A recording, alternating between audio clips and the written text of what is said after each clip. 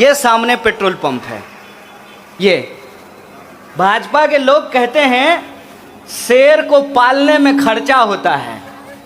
प्रधानमंत्री शेर हैं तो शेर को पालने में खर्चा होता है, इसीलिए 32 रुपये लीटर का पेट्रोल जो है 110 रुपया में बिक रहा है। 32 रुपया दाम है और बाकी का जो रुपया है टैक्स के रूप में आपसे वसूला जा रहा है, और वो पैसा आपके स्कूल के ऊपर नहीं, आप जिस सड़क पे चलते हैं उस सड़क के ऊपर नहीं, आपके घरों में जो बिजली आती है उस बिजली के ऊपर नहीं, प्रधानमंत्री जी के सूट बूट के ऊपर खर्च किया जाता है। ये बेईमानी दिन रात हम अपनी आंखों से देखते हैं, लेकिन हम मजबूर हैं कि इस बेईमानी के खिलाफ हम कुछ कर नहीं सकते हैं। आपको मैं पार्लियामेंट की हालत बताता हूं। पार्लियामेंट के अंदर कम से कम 200 ऐसे एमपी हैं जो लाखपति नहीं, करोड़पति नहीं, अरबपति हैं। अरबपति क्यों टैक्स देंगे सरकार को? सरकार का सूट-बूट खरीदने के लिए टैक्स देंगे? आपको मालूम होना चाहिए कि प्रधानमंत्री जी ने अपने लिए एक हवाई जहाज खरीदा है, और उस हवाई जहाज की कीमत कितनी है? 8,500 करोड़। और अभी 12 करोड़ या 16 करोड़ का कार खरीदा है। 16 करोड़ का कार खरीदा है। काहे भाई? तो सुरक्षा, प्रधानमंत्री की सुरक्षा होगी। 12 करोड़ का कार से घूमते हैं तब भी कहते हैं कि सुरक्षा में चूक हो गई है। तो प्रधानमंत्री के पास 56 इंच का सीना है, तो फिर उनके घबराने की क्या जरूरत है? दूसरा, कह रहे हैं कि प्रधानमंत्री किसी पार्टी के नहीं होते हैं, देश के होते हैं। ठीक बात है। तो प्रधानमंत्री अगर किसी पार्टी के नहीं होते हैं तो किसी पार्टी का जाकर के चुनाव प्रचार भी नहीं करना चाहिए।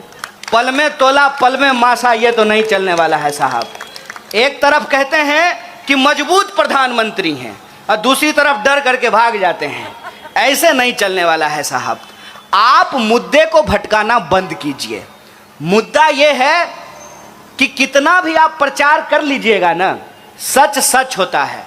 एक बात बताइए कि नारियल के पेड़ के नीचे खड़ा हो जाएं और हम 1 लाख बार बोलें आम है आम है आम है, तो नारियल आम हो जाएगा? कहते हैं बंदर क्या जाने आदि का स्वाद, बंदर क्या जाने आदि का स्वाद, और संघी क्या जाने आजादी का स्वाद। जो लोग इस देश की आजादी में शामिल नहीं थे, जिन लोगों ने इस देश को आजादी नहीं दिलाई, उनको इस देश की आजादी से प्यार भी नहीं है। कहते हैं ना, जो बनाता है उसी को दर्द होता है। महिलाएं इस बात को बखूबी समझेंगी कि जो माँ 9 महीने बच्चे को अपने पेट में रखती है, उसको मालूम होता है कि माँ बनना कितना मुश्किल काम होता है।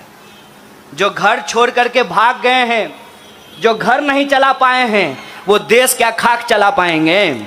आज का जो सत्ता का मॉडल है वो वोट लेती है मेजॉरिटी से और काम करती है मुट्ठी भर लोगों के लिए।